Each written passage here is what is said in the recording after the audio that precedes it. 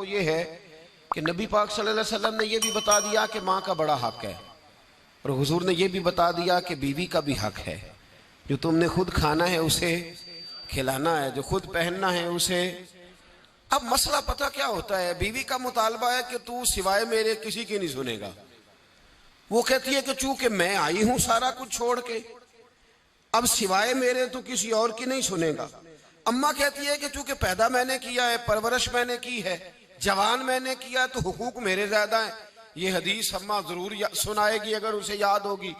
अब उसका नुकसान ये होता है कि अगर किसी औरत से ये पूछा जाए कि तू बतला कि बगैर माँ के कोई बच्चा बड़ा हो सकता था, तो उसने पाल पोस के तुझे दिया है, तो तू ये कैसे कह सकती है कि तू किसी और की ना सुन।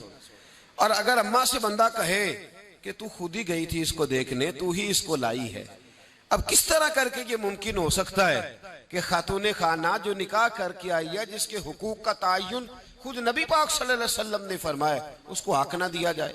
हमारे यहाँ नुकसान ये होता है, एक आदमी कहता है कि भाई मेरी सुनी जाए और मेरे अलावा किसी दूसरे की न सुनी जाए, बिल्कुल मेरी हद तक मामला रहे, आगे ना बढ़े। मेरे रसूल पाक सल्लल्लाहु ताला अलैहि वसल्लम की खिदमत आली मर्तबत में जब एक शख्स ने अर्ज की कि हुजूर मुझसे बड़ा गुनाह हो गया है, तो मैं क्या करूं, तो नबी पाक ने फरमाया जा जाके अपनी अम्मा की नौकरी कर। एक कोई ऐसा गुनाह उस सहाबी से हो गया था जो दौरे जाहिलियत का था, शारहीन ने लिखा है। अब वो जिनके हुकूक जाया किए थे वो मिल नहीं रहे थे, या वो दुनिया से जा चुके थे, तो उसने हाल पूछा कि हुजूर अब क्या करूं, तो नबी पाक अलैहिस्सलाम ने फरमाया जा अपनी अम्मा की नौकरी कर, अल्लाह तेरे गुनाह माफ कर देगा। उस सहाबी ने फौरन कहा हुजूर मेरी तो अम्मा पर्दा कर गई, मेरी अम्मा तो विसाल कर गई। तो हुजूर ने एक नया हक बयान फरमाया, महबूब ने फरमाया जा जाके खाला की नौकरी कर, अल्लाह तेरे गुनाहों को माफ फरमा देगा। और फरमाया खाला भी मिसले माँ के होती है, खाला भी मिसल, तू जाके तो हुजूर अलैहिस्सलाम ने तो खाला का हक बयान कर दिया, नबी पाक ने तो तायुन कर दिया कि तूने नौकरी करनी है।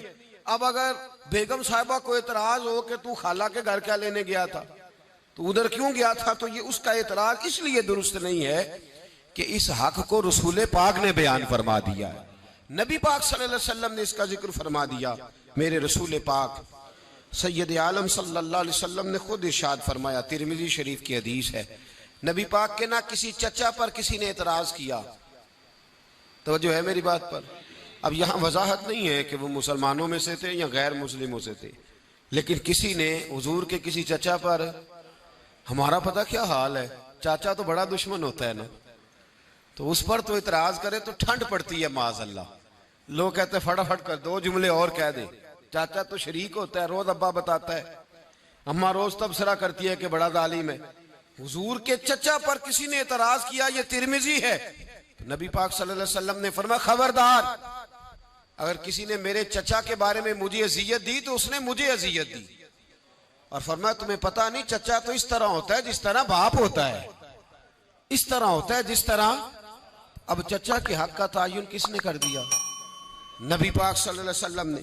अब अगर कोई शख्स इस पर यह शिकवा करे कि ये तो एक और हक आ गया, तो